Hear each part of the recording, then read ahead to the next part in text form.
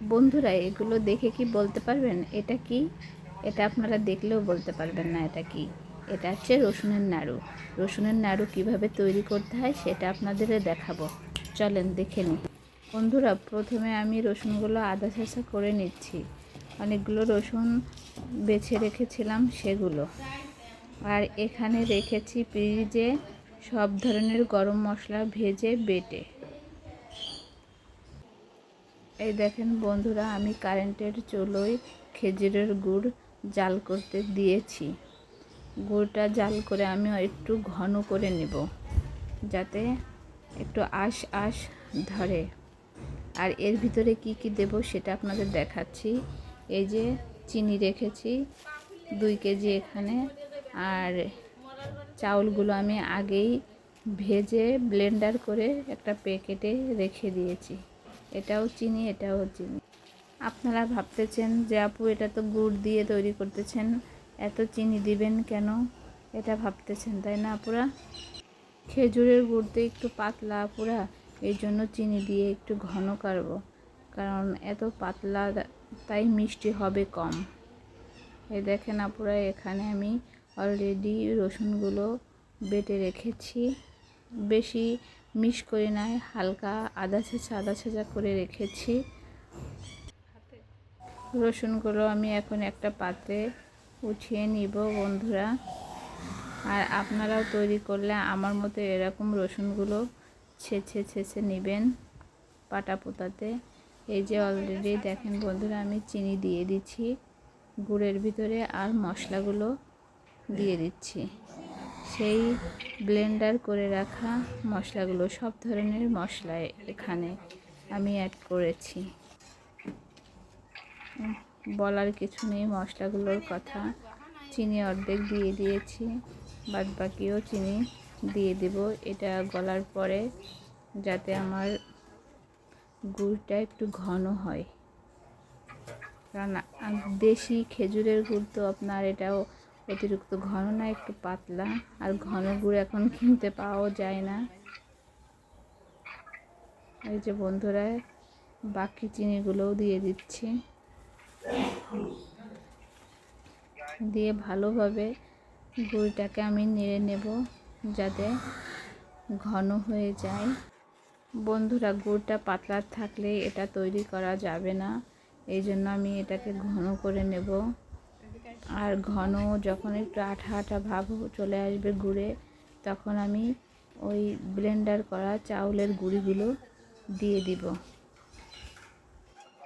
গুড়টা একটু আঠালো আঠালো হলে নাড়ুগুলো তৈরি করতে সুবিধে হয় বন্ধুরা। এই দেখো বন্ধুরা, প্রায় আমার গুড়টা ঘন হয়ে এসেছে। এখন আমি ভেজে রাখা ওই চাউলের গুঁড়িগুলো দিয়ে দেব। চাউলের গুঁড়ি বলতে কি বন্ধুরা জানো? এটা চাউল ভেজে গুঁড়ি করে রেখেছি নাড়ু করার জন্য।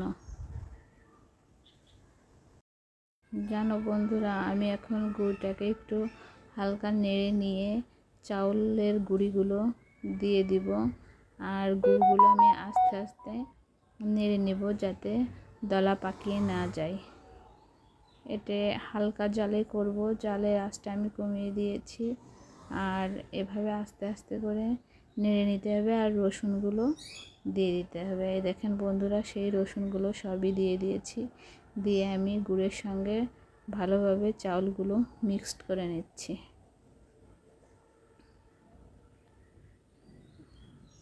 এভাবে যতক্ষণ আঁশ না ধরবে ততক্ষণ আমার মতো ভাবে নেড়ে নেবেন আপনারা। কারেন্টের চুলে একটা দিক থেকে সুবিধা জানো বন্ধুরা, এই স্টিলের এগুলো অনেক ভালো, নিচে লাগে না, নাড়তেও সুবিধে। আপনারাও এই স্টিলের এই পাতিলগুলো ব্যবহার করতে পারেন আমার মতো। এই দেখেন বন্ধুরা, এটা প্রায়ই হয়ে এসেছে। আপনাদের একদম শুরু থেকেই দেখালাম বন্ধুরা। জালের আঁচটা আমি একদম লো হিটে নিয়েছি যাতে নিচ থেকে লেগে না যায়। এই দেখেন বন্ধুরা, অনেকটা আঁচ ধরেছে। জানেন বন্ধুরা, এই রসুনের নাড়ুগুলোয় অনেক উপকার আছে। যেমন যাদের হাত পায়ে ব্যথা, গায়ে ব্যথা, তারপরে বাচ্চা হলে বেশিরভাগ এগুলো দেয় তৈরি করে। কিন্তু এটা আমরা অবশ্যই একটু ট্রাই করে দেখলাম, দেখি কেমন হয় বা খেতে কেমন লাগে। দেখেন বন্ধুরা, এটা হয়ে গেছে আমাদের অলরেডি তৈরি। এখন এটাকে দেখেন বন্ধুরা, দেখাচ্ছে আপনাদের, হাত দিয়ে আঁশ ধরে গেছে আর চাউলের গুঁড়িগুলো ফুটে গিয়েছে। আসলে অনেক আছে চাউলের গুঁড়িগুলো যদি ফুটে না যায় তাহলে চাবুন দিলে কেমন যেন লাগে, খেতে অত মজা লাগে না। আসলে একেবারেই সহজ বন্ধুরা, এগুলো তৈরি করা একদমই সহজ। এগুলো আপনারাও ঘরে বসে তৈরি করতে পারবেন, কিনতেও পাওয়া যায়। দেখেন বন্ধুরা, তৈরি হয়ে গেছে। ফ্যানের নিচেই নিয়ে এসেছি। এটা তো গরম গরম তৈরি করা যাবে না, যে পাত্রই রাখবো এটা তৈরি করে পাত্রটা ভালো করে মুছে নিলাম।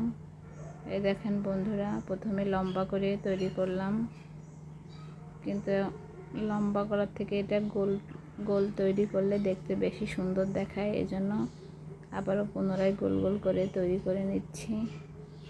আসলে এটা একটু গরম গরম করলে বেশি ভালো হয়, ঝরঝরে হয় না। আর বেশি ঠান্ডা করতে গেলে এটা ঝরঝরে হয়ে যায়। এজন্য গরম গরম এটা তৈরি করে নিচ্ছি। জানেন বন্ধুরা, অনেক ঘ্রাণ আসতেছে, রসুনের একটা ফ্লেভারই অন্যরকম। এই যে ঝটপট করে এটা আমরা তৈরি করে নিচ্ছি। গরম গরম হাত দিতে গেলে একটু মুশকিলের ব্যাপার, এই জন্য আমরা ঝটপট করে 3 জনে তৈরি করে নিলাম। এই দেখেন বন্ধুরা, 3 জনে তৈরি করলে দ্রুত হয় যে কোনো কাজ। সবাই মিলেমিশে করলে সেই কাজটা বন্ধুরা অনেক দ্রুত হয়। দেখেন বন্ধুরা, দেখতে দেখতে অনেকগুলো তৈরি করে ফেললাম। আপনারাও এরকম বাসায় তৈরি করে খেয়ে দেখবেন। যাদের গায়ে হাত পায়ে ব্যথার অনেক উপকার পাবেন বন্ধুরা। অনেকে কাঁচা রসুন খেতে চায় না, কিন্তু এটা তৈরি করলে খেতে মজা লাগে। বন্ধুরা, আমার এটা কেমন হয়েছে আপনারা কমেন্ট করে জানাবেন, আর ভিডিওটা ফুল ওয়াচ করে দিবেন বন্ধুরা। এই দেখেন, দেখতে দেখতে সব নাড়ুগুলো তৈরি হয়ে গেছে। এটা দেখতেও যেমন, খেতেও দুর্দান্ত।